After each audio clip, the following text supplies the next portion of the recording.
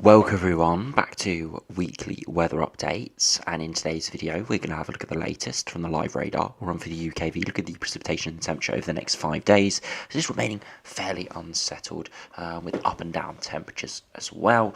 We'll then have a look at the mid to longer range, look at the GFS, GM, Eastern WF and the ensembles. As we have said over the last few days, it's continuing to look extremely westerly dominated. There's perhaps signs around the mid-month we could be actually going quite cold, at least cold for this time of year. Nothing wintry, but temperatures dropping considerably below average, with the jet stream shifting a bit further southwards than where it is at the moment, allowing colder air masses to sink in from the north as well. And yeah, it could cause some real chilly conditions towards the middle of the month. So we'll have a look at that in detail in the second half of the video. So do remember, if you enjoy my videos, make sure you like and subscribe. And remember to follow me on Twitter as well, the link's in the description.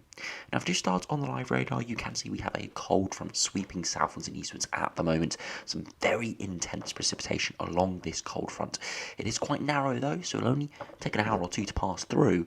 So if you're lucky, you may be indoors when it does sweep through. It won't last all too long, but when it does move through, squally features along it, and it could be really quite heavy and blustery under this rain band. So yeah, it could be really quite horrible under that, but it should move through fairly quickly and slowly peter away as it does southwards and moves southwards and eastwards.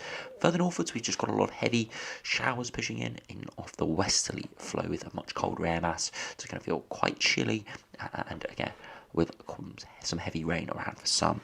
If you put on the temperatures as of around 1:30, you can see it is not particularly cold, really, ahead of the cold front down into the south and the east, as you'd expect, with quite warm air masses. Doesn't feel too bad, but to the north and the west, a lot colder, more blues and yellows mixing in there.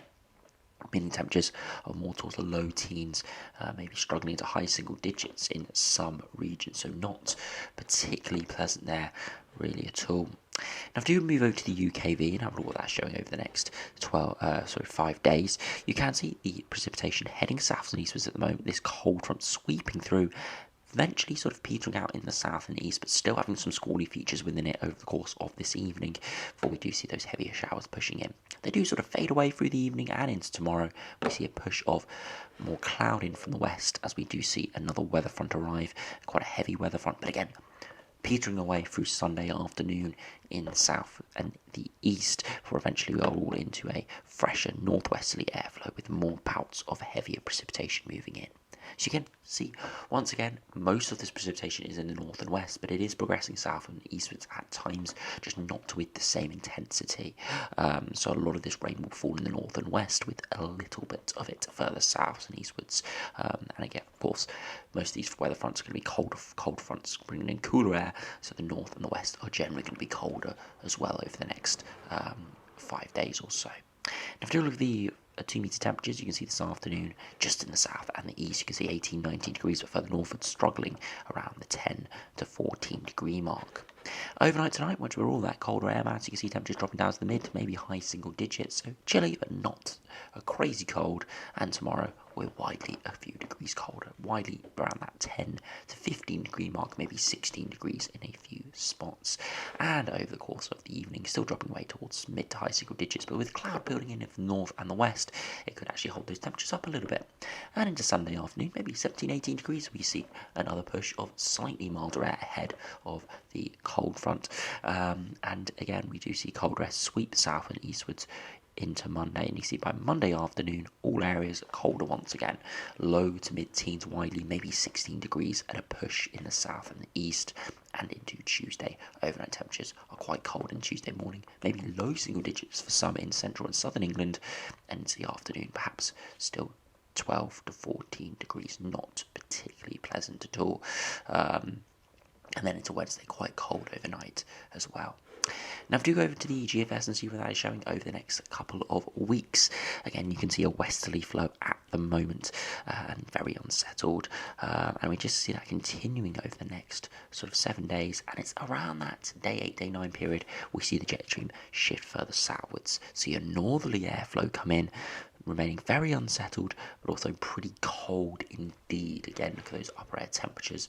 We are down towards freezing at 850 HPA, and again, look at the temperature deviation. You can see considerably below average, a good 4 to 6 degrees below average, all the way before eventually slightly milder air masses move in for the last third of October, with milder wedges of air, but that could also fuel more Atlantic systems. But there, right at the end of the run, 23rd of October, we have a brief ridge of higher pressure. But again, something we need to keep an eye on for the foreseeable future.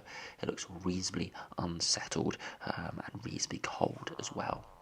Now, if you have a look at the GEM, see what that is showing over the next 10 days. Again, a westerly flow at the moment, continuing to feel really quite unsettled. And then you see this big low move in around day 8, day 9, and bring us generally colder weather from the north. Again, the jet stream shifted further southwards, but not quite as far southwards as the GFS. So we are in slightly milder air than the GFS was showing, but still colder than average, and still would feel chilly, horrible, miserable, with cloud, rain, gusty winds, and colder than average temperatures. Not particularly pleasant there at all. So definitely a trend for the middle of the month to be more unsettled widely, more blustery widely, and colder widely as well.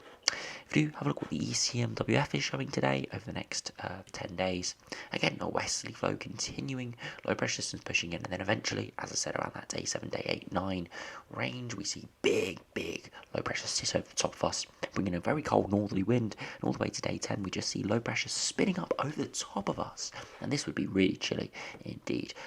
Right at the end, we do bring up a slightly milder air mass for a time, but with the wind direction coming in from the north, even though the upper air temperatures don't look too cold, it is going to feel chilly with that wind direction.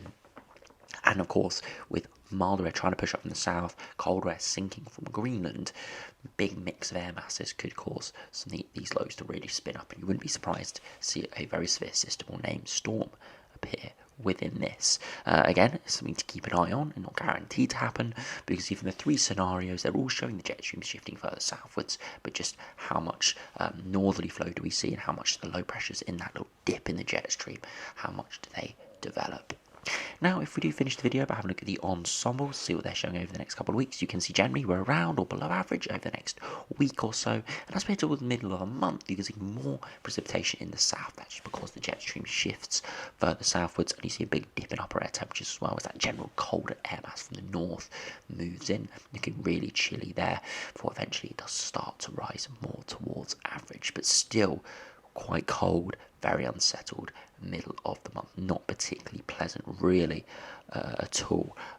Again, you look at the dew points, you can see generally colder in the foreseeable futures. Yes, some colder dew points at times, and we see colder air masses, but generally consistent colder dew points, and the 2 meter temperatures will be dropping quite a lot as well. London may be struggling into the low teens, maybe 12, 13 degrees max there.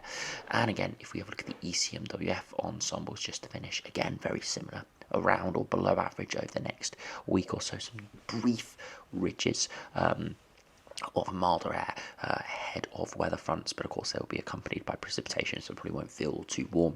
But it's in that longer term, around the 15th of October onwards, 7-8 days time, considerably below average for the foreseeable future, with heavier precipitation quite widely as well, just showing a colder air mass, and yeah, very unsettled conditions. And of course, if we compare it to Glasgow, you can see generally below average over the next few weeks, and a lot of precipitation, some big precipitation spikes appearing. There will be dry weather here or there, but I don't think you're going to be escaping at least some precipitation most days in the north. So yeah, not looking too good. Pretty typical autumnal conditions, but really chilly as well. And of course, we're going to get chillier and chillier over the next few weeks, as not only the upper air temperatures slowly drop as we head towards winter, but the solar strength reduces. So whenever we do see sunshine, it's not going to particularly increase the temperatures all too much, and we're just slowly on that trend now down towards cold winter-like conditions, where those temperatures are in the mid-single digits most days into December, January, February time. So yeah,